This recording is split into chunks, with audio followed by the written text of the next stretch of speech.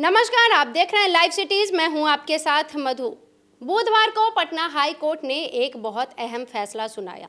अगर सरकार take over act के तहत किसी भी निजी स्कूल पर टेक ओवर करती है तो उनके कर्मचारियों को गैर स्वीकृति पद बताकर नकारा नहीं जा सकता है। अब सरकार इस पर ध्यान दे रही है और उन्होंने साफ साफ कोर्ट ने कह दिया है कि सरकार को इस पर ध्यान देना होगा और कोर्ट के तरफ से ये भी कहा गया है कि उन्हें वेतन भी देना होगा। लेकिन अभी भी हमारे दर्शकों के मन में बहुत सारे सवाल हैं और बहुत सारी समस्याएं हैं, असमंजस है कि क्या होगा। जो निजी स्कूल है उनके कर्मचारी को दर्जा मिलेगा, उनको गैर स्वीकृति पद बताकर कैसे नकारा गया तो उसके बाद क्या होगा। इन सभी चीज़ों पर हम बातचीत करेंगे और इस मुद्दे पर बातचीत करने के लिए हमारे साथ मौजूद हैं पटना हाई कोर्ट के जाने माने एडवोकेट देव प्रकाश सिंह सर। तो सर, आपका बहुत बहुत स्वागत है। धन्यवाद। सर, पहले तो आप हमारे दर्शकों को ये बताइए कि ये पूरा मामला क्या है और पटना हाई कोर्ट ने किन किन परिस्थितियों में ये फैसला सुनाया है।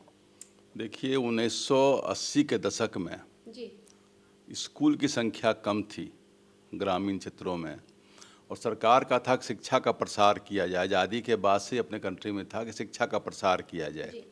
उसमें यह निर्णय लिया गया कि जो प्राइवेट स्कूल्स हैं, जो कमेटी चलाती है, उसमें ऐसे स्कूल जो अपने को हैंड ओवर करना चाहते हैं, उसमें वो जो अल्पसंख्यक का स्कूल है या कुछ और जो सिख लोगों का स्कूल था या इन लोगों को छोड़ करके, या कुछ लोग प्राइवेट रखना चाहते थे उनको छोड़ करके बाकी जो स्कूल कमेटी के अंदर चलता था, जो लोग सरकार को देना चाह रहे थे, वह कैसे स्कूलों का अधिग्रहण कर लिया जाए।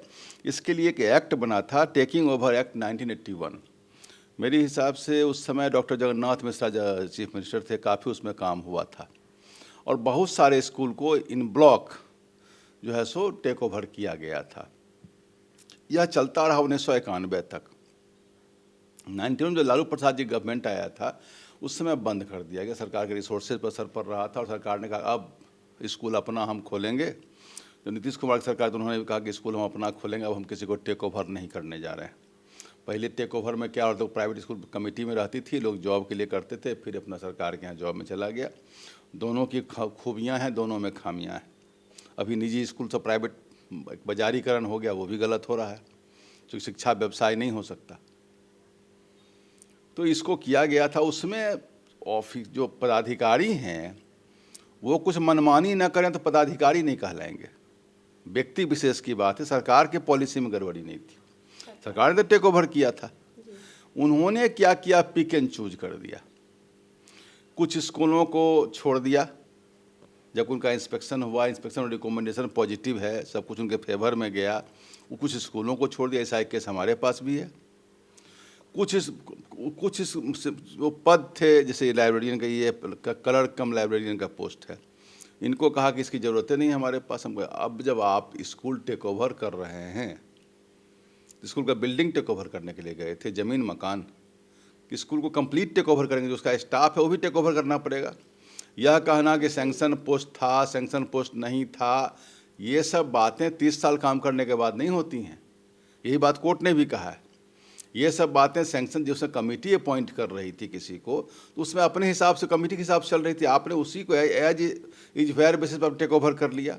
तो जो लोग काम कर रहे थे उनका रिकमेंडेशन जब हो गया, तो ऐसा भी हुआ कि कुछ एक स्कूल किया, कुछ एक पद किया, कुछ एक पद नहीं किया। मतलब एकदम आर्बिट्रेरी डिसीजन लिया। आर्बिट्रेरी कहिए, डिस्क्रिमिनेटरी कहिए। और सबसे बड़ी बात है, इस ढंग के केस लड़ना बड़ा मुश्किल होता है, क्योंकि लोगों को बड़ी हिम्मत चाहिए। ये जो सुनील कुमार हैं, जो पिटिशनर हैं इस केस में, उनको दाद देना चाहिए कि उन्होंने इतनी लंबी लड़ाई लड़ी है। हिम्मत टूट जाता है आदमी कितना लड़ने में। काफ़ी लंबा समय लगा है, बेचारे शुरू से लड़ते चले आ रहे हैं, 2007 से लड़ते चले आ रहे हैं। 2007 का मामला जी, मामला तो अभी हाल का भी चला है। फिर तो बहुत शुरुआती दौर से लड़ते चले आ रहे हैं। पहला जिन्होंने केस किया 1995 में किया था, 95 में, 7 में, 10 में, अभी हाल तक। बताइए, 95 से अभी 31 साल से केस लड़ रहे थे। भाई, इनको तो पद्मश्री मिलना चाहिए, गैलेंट्री अवार्ड मिलना चाहिए इसे आदमी को। पद्मश्री मिलना चाहिए। भाई, इतनी बड़ी लड़ाई लड़ना, ठीक है अपने जॉब के लड़े तो ठीक है, आदमी अपने लिए लड़ता ही है, लेकिन इतनी बड़ी लड़ाई लड़ना आसान चीज़ नहीं होता है। वो भी न्यायालय का जो खर्चा है, जो निराशा है। और जज भी, कुछ एक जज तो बीच में केस को जस्टिस, उन्होंने हम देखा है कि जो नॉर्मली टेंडेंसी होता है कुछ भी करके चला दो केस को, बट अभी तो जस्टिस अजीत कुमार ने काफ़ी पॉजिटिव स्टैंड ले लिया इसमें। ये मामला हुआ था उस समय, एक पद था कलर कम लाइब्रेरियन का, जिसको कि छोड़ दिया गया कि साहब हम आपको नहीं करने जा रहे हैं, चूँकि हमारे यहाँ पोस्ट नहीं। अब बताइए, स्कूल में लाइब्रेरियन नहीं होगा तो कहाँ लाइब्रेरियन होगा? गौशाला में। तो लाइब्रेरियन का पोस्ट था, उसको छोड़ दिया गया। बाद में जब इन लोगों ने केस किया 1994 में, जो 95 में डिस्पोज ऑफ हो गया, उसमें डायरेक्टर को ऑनरेबल हाई कोर्ट ने कहा कि डायरेक्टर इस पर फाइनल डिसीजन ले लें। अब इस ढंग का जब ऑर्डर होता है तो ऑफिसर को तो समझिए कि ग्रेजिंग ग्राउंड मिल गया, उनको तो ऐसा आप दे देते हैं आदेश कि अब जो मन होगा करेंगे।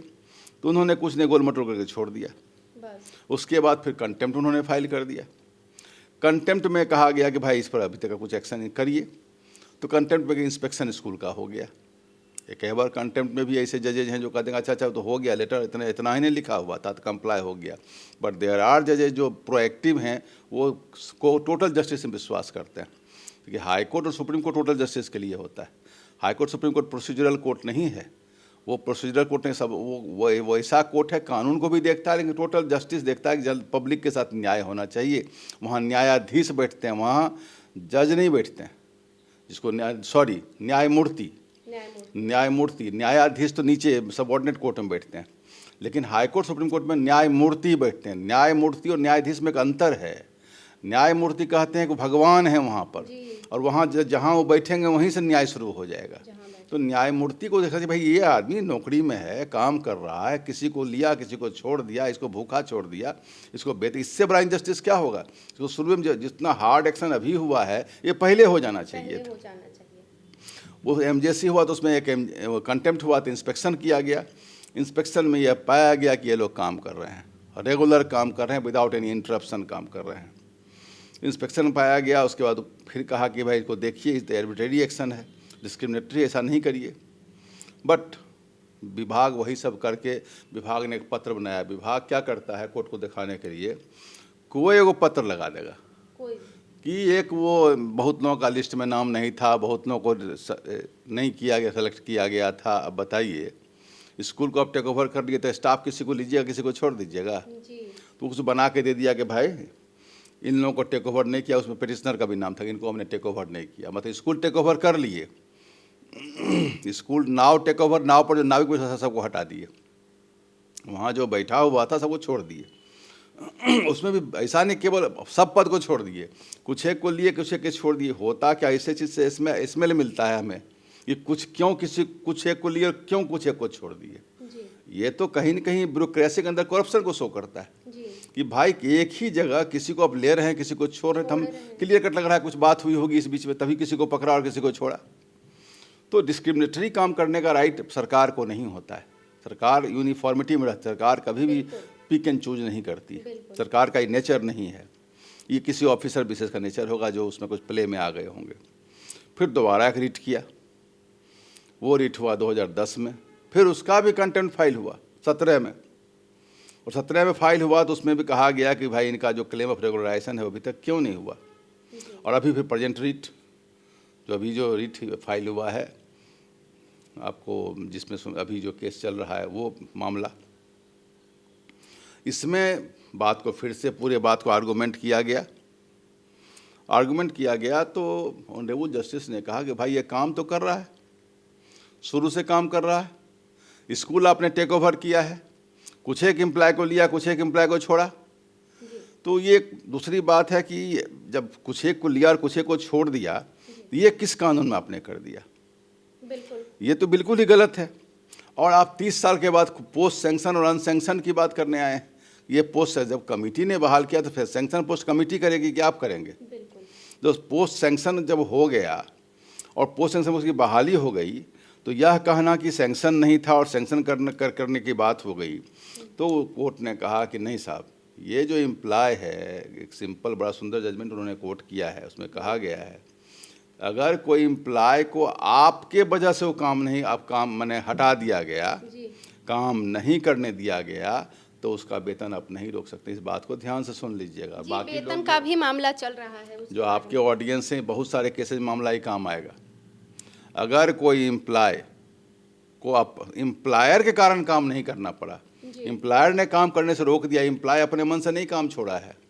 वैसे हालत में एम्प्लॉय को वेतन पूरा मिलने का अधिकार है, और वेतन ही नहीं, जितना कंसिक्वेंशियल बेनिफिट्स हैं, पेंशन आदि सारा सब कुछ उनको मिलेगा। और यही आदेश किया कि आप इनको सबको एब्जॉर्ब करिए मतलब नौकरी पर रखिए सबको। बैक डेट से जब से इनकी बहाली हुई है, जब से आप टेक ओवर किए हैं, आप जब टेक ओवर से 91 में आप किए, उस समय से लेके अब तक का सारा पेमेंट 3 महीना में दीजिए इनको।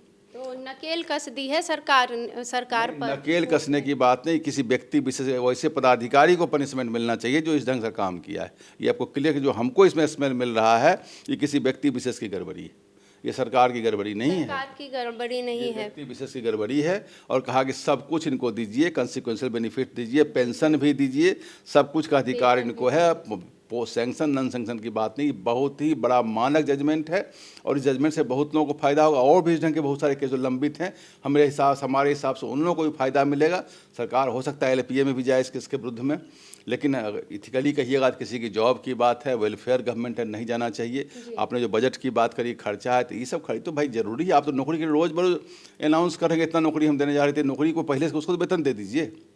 नया नौकरी दीजिएगा तो पहले से जो काम को उसको वेतन दे दीजिए। इतनी सी ही बात है, ये एम्प्लॉय के फेवर में जजमेंट। तो सर ने वेतन के बारे में भी बता दिया कि कोर्ट ने क्या कुछ कहा है, जो कर्मचारी शुरू से काम कर रहे हैं और अब उनको नकारा नहीं जा सकता है। तो अंत में सर हम आपसे जल्दी से एक सवाल और लेना चाहेंगे और ये जानना चाहेंगे कि सरकार की तरफ से एक तर्क दी गई है कि स्वीकृति पद का तर्क, लेकिन फिर भी कोर्ट ने इसको खारिज क्यों कर दिया? स्वीकृति पद का कहा कि अभी एक तो उनकी जो बहाली हुई वो कमेटी ने बहाल किया, तो स्वीकृति सरकार कैसे देती? सरकार उसमें थी ही नहीं।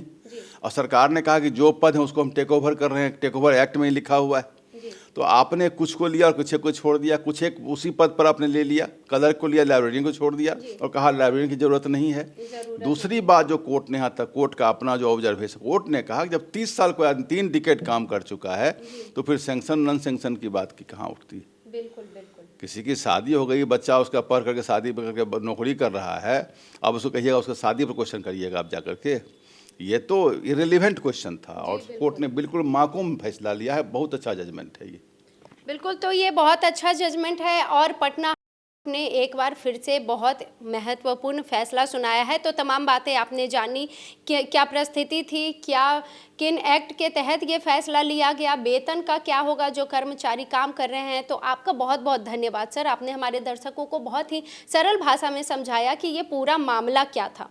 तो ऐसे ही और भी वीडियोज़ हम आपके लिए लाते रहेंगे, आप जुड़े रहिए हमारे साथ। वीडियो देखने के लिए आपका धन्यवाद।